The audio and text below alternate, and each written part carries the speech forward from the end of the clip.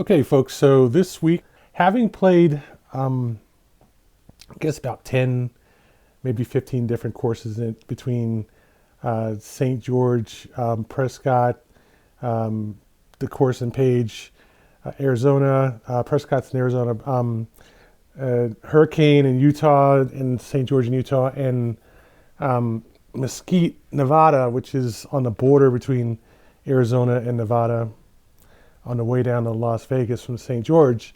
I'd like to kind of couple a couple of important things here with a couple of course-specific things related directly to the course at Copper Rock. So apparently, first thing, Copper Rock has apparently been expanded at least once. I would say the first 9 holes certainly, and then the part that's on the other side of the bridge from the front 9. So the front 9 is this big expanse of semi-desert. It's not real like plain desert. It's got a lot of I guess vegetation. What do you call that stuff? That tumbleweed. Yeah, it's a lot of the tumbleweed stuff. The lower stuff that you see is what becomes tumbleweed, and it does at some point dry out and start blowing across the road. I've hit it like several times in my car.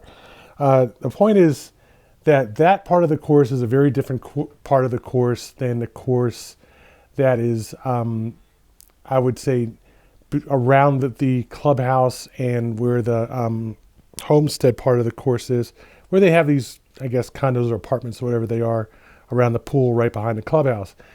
That is a part of the course I would like to see them just take out and turn it into some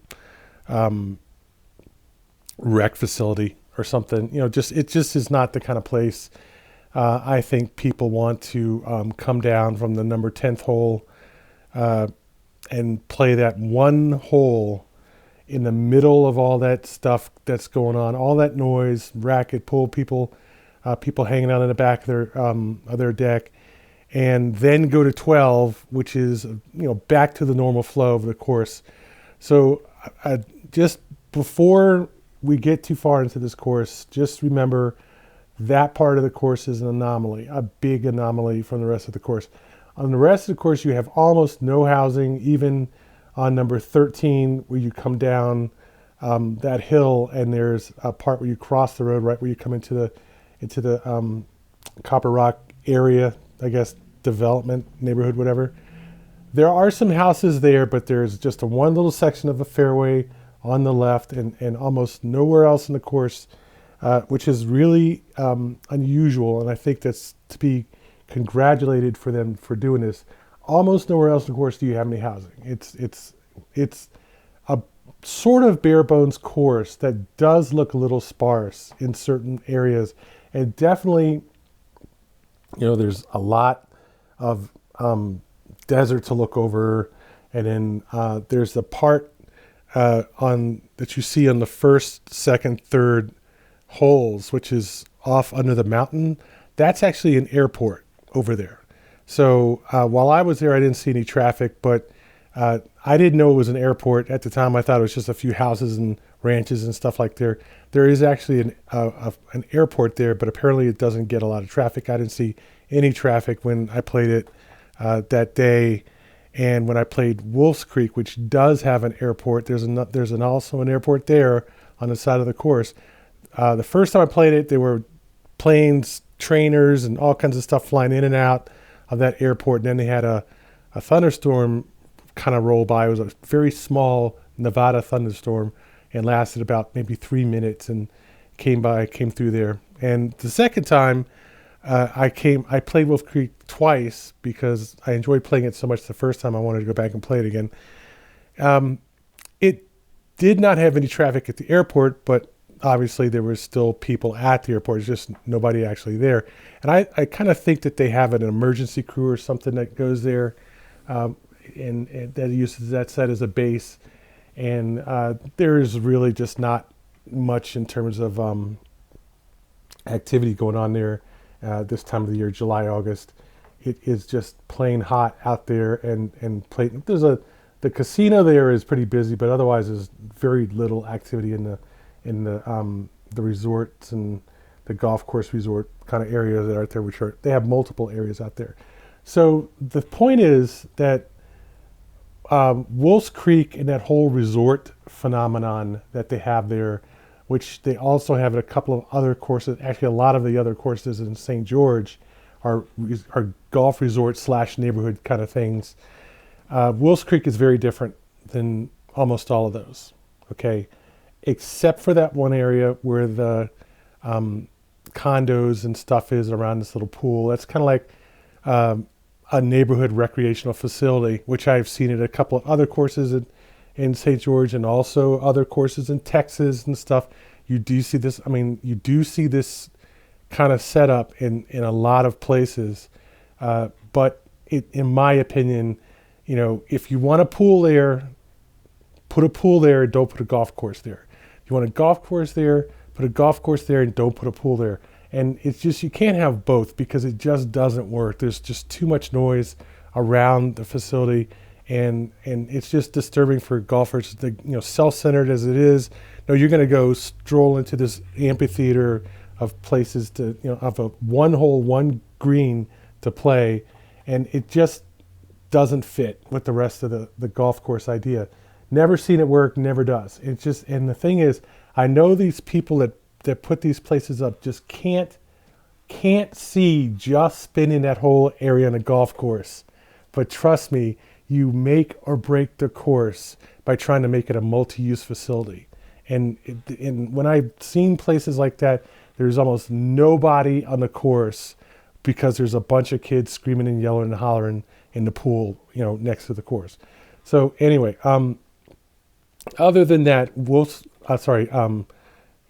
Copper Rock is a very unique facility for this area. It is too good of a course to be boring like some of the courses are on a lot of the parts where there's houses, and it doesn't have enough houses to be annoying where there's houses, where a lot of other courses have houses. Sometimes the whole side is full of houses. The whole course is full of houses. There's almost no real housing fouling on this course. And it has always been, since I played the course, I played it about the fourth or fifth course I played in St. George. And I've always had this thing about this course because it is a very straightforward, in-your-face desert course. Almost totally flat and very tight considering the length of 7,200 yards and 145 from the back tees. And it is, I think, the one course in this area that I had trouble playing the back tees from this course. First hole, second hole, third hole is just a straight shot away from the tees, where the 10th tee, is it the 10th or no? The 10th tee starts going towards the clubhouse, and the first tee starts going away from the clubhouse, then goes all the way out along that ridge of that mountain ridge out there.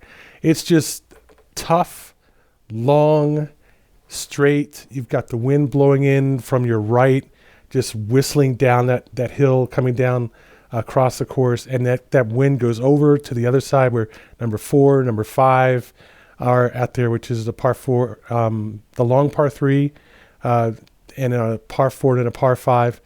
I'm trying to get into too much detail. Just in the general sense, it isn't so tight when you get on the course past the cart path and everything, but that's 200 yards to get to that cart path, maybe 150 from the first tee. But on the second hole, it's much longer and much tighter, and far harder to play that second hole from the back tee than the first. And the first one's not easy.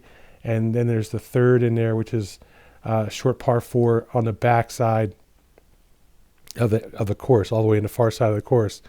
And then you turn around and come back, and then you've got that 240 yard par. I guess it's 3 or 4. I can't remember exactly what it is, but it's the one you make that turn and come back. That hole, which is the 240 yard par, I think it's par 4, really.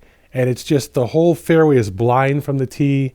The only target you really get to hit at is the hole at the green itself. So I think it's a standalone, unique kind of challenge of a course. And I really found it to be a definite, almost too much of a challenge for me to play the back tees. I started off playing the black tees from the first 2 or 3 holes, and then I found that the copper tees were actually out there. Apparently they had some vandalism in the first few holes, or somebody just took the copper tees. So the copper tees are the back tees, and the black tees are the second to longest tee. And it is a legitimate slope 145, 72-yard course from the back tees, the copper tees. It's tough enough from the black tees on the front side, but on the back side it kind of gets a little bit easy from the black tees. So and definitely an interesting course, although it was a little expensive at 130 when I played it. And 130 for a golf course in St. George at this time of the year is not cheap. Usually, I'd say about half the courses I played after it got to be about 100, the courses were about $50, $60. And a lot of the courses in Mesquite, likewise, $50, $60. But there are some courses like Wills Creek and I don't know about Sky Mountain. I think that's more like 50. But the one that's near actually Copper Rock, it's around Route 7 from Highway 7 from Copper Rock. That was 150 when I played it, and just a mess in the part of the course where you come, which is the legitimate 6, 7, 8, and 9. Once you get to that road and you turn across the road and go down and play that sort of rectangular part, it just got super backed up there, much more backed up than the other side of the course, which is technically the back course.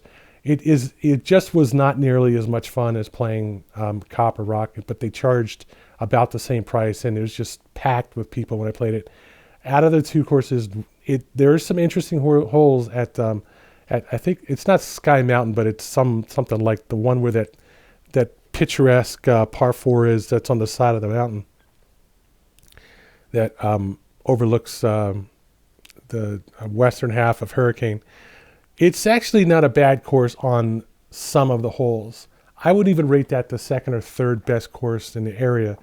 I'd say it's much more of an average course that just has a lot of people there and playing it. It's a much more of a country club course than the other courses, and it's just not that hard of a course. You just have to have enough nerve to be able to stand on the tee there right across from the parking lot and hit shots down that first fairway.